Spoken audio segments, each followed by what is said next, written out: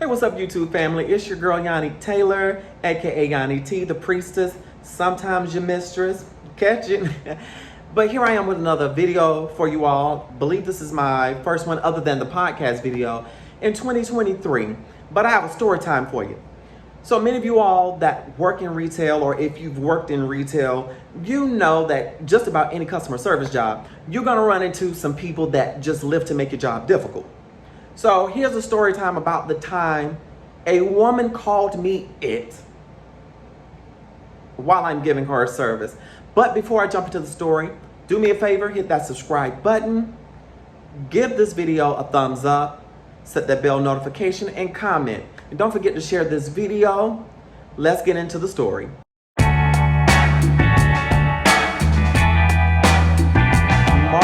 This was actually during Trans Day of Visibility, I believe, or that week in March of 2021.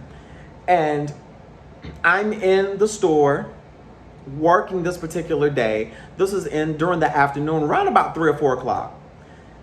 And the store had been rather busy that day. And of course, when you're dealing with customer service, particularly in retail, and this was during the pandemic, so you already know that it was a stressful time. Of course, we had to deal with our fair share of customers that just felt entitled, or they were just hard to please, or they just lived to make your job hard.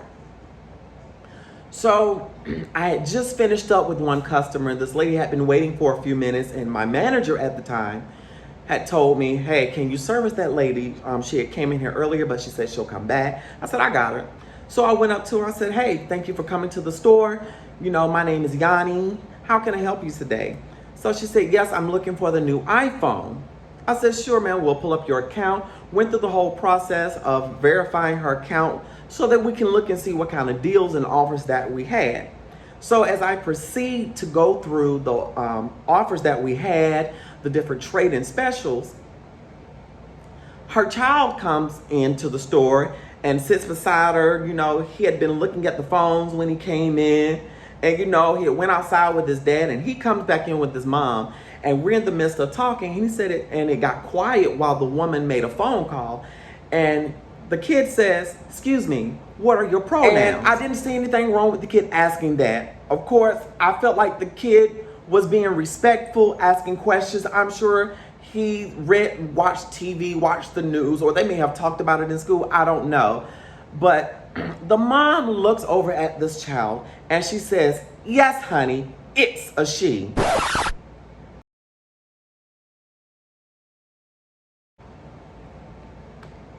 So when she said that, all the spit in my mouth dried up.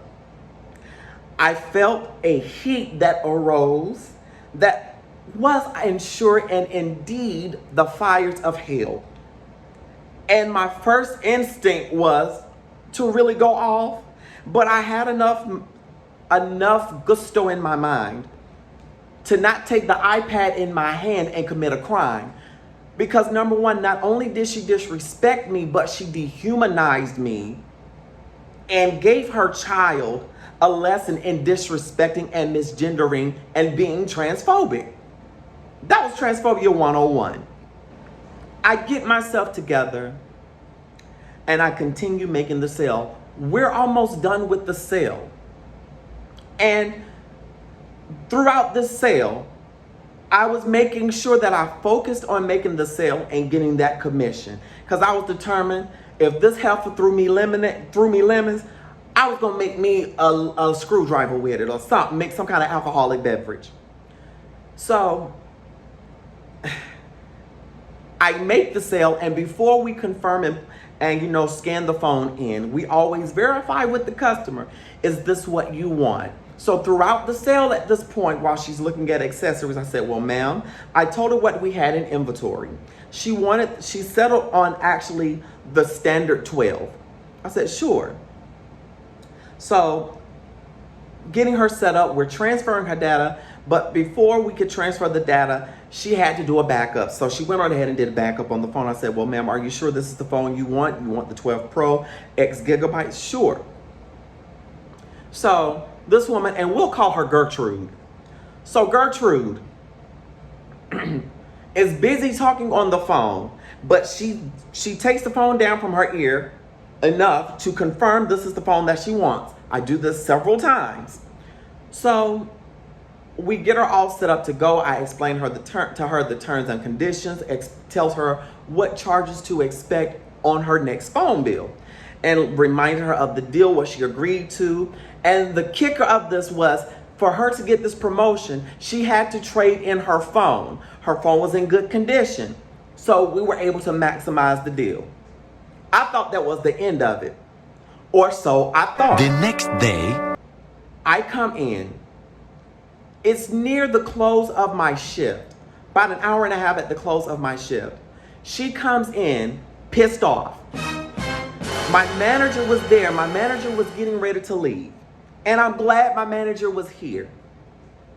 So Gertrude comes in. She says, "Hi, yes, you sold me this phone yesterday." I said, "Yes, ma'am."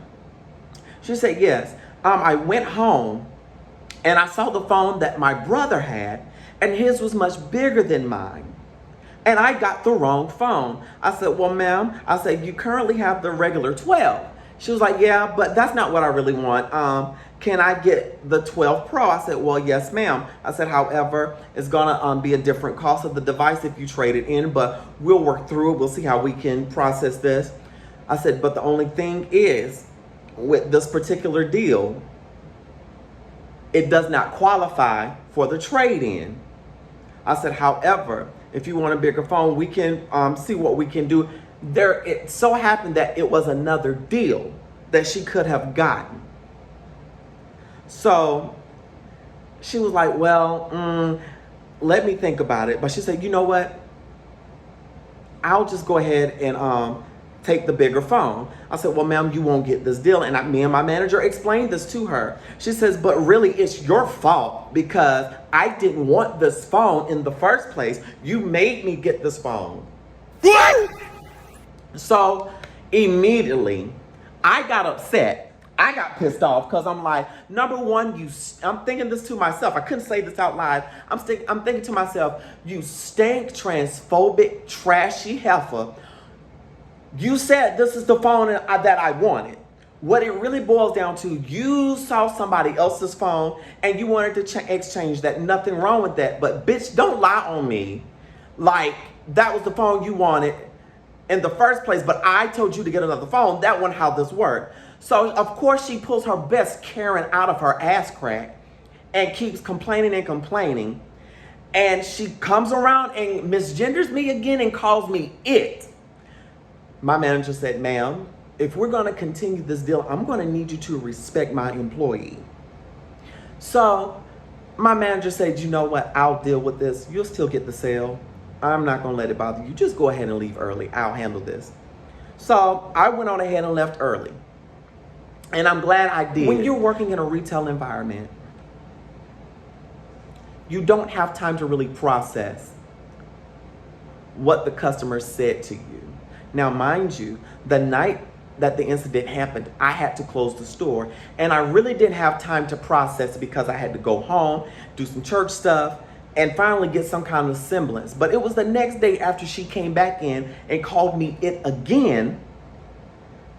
I'm unpacking this going home and I'm streaming live on Bigo. And on the panel, we're discussing our experiences as being trans and working in corporate America and being employed. And I began to share this experience. And it really dawned on me what had transpired over the course of the last 24 to 48 hours, what had really been said to me. And while I'm talking to the panel, sharing my experience, I start crying and I tell the panel, I say, "Y'all, this happened yesterday and I'm just now unpacking this." And they were like, "Wow."